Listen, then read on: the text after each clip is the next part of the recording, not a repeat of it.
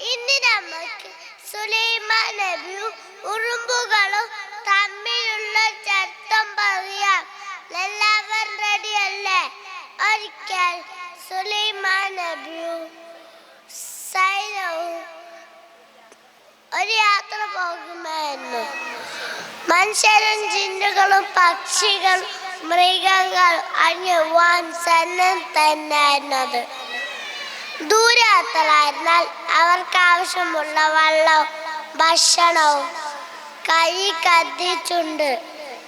തികഞ്ഞ അച്ചടക്കത്തോടെയാണ് കേട്ടോ അവർ യാത്ര.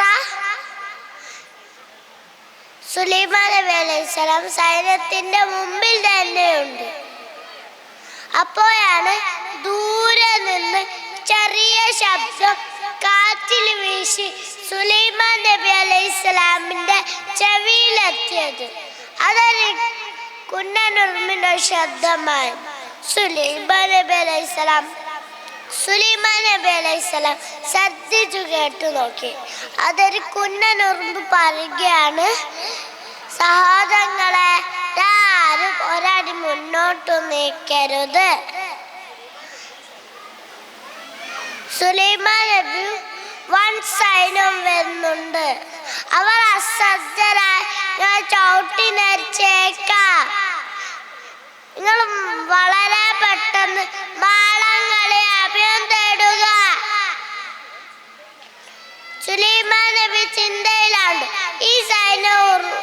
ഈ സൈന്യം വരുന്നുണ്ട്. ഉറുമ്പുകൾ എങ്ങനെ അറിഞ്ഞു? അള്ളാഹു അവർക്ക് അറിയിച്ചു കൊടുത്തത് തന്നെ. അള്ളാഹു അത്ര മഹാൻ. ഇത്തരം ചെറിയ ഉറുമ്പുകൾക്ക് വരെ ആവശ്യമുള്ള വിവരങ്ങളും അള്ളാഹു അവർക്ക് അറിയിച്ചു കൊടുക്കുന്നു. അതുപോലെ എനിക്കും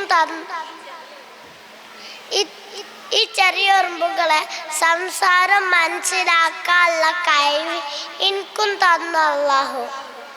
അൽഹംദുലില്ലാഹ്. കൂട്ടുകാരെ, നമുക്ക് അള്ളാഹു കുറെ അനുഗ്രഹം തന്നിട്ടുണ്ടല്ലോ. അതൊക്കെ നമ്മൾ ഇടയ്ക്ക് ഓർക്കുകയും അള്ളാഹുവിനോട് നന്ദി പറയുകയും വേണം. എല്ലാ ജീവികളോടും കരുണ കാണിക്കണം.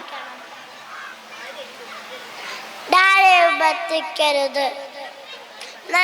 നല്ല കുട്ടികളായി വളരണം.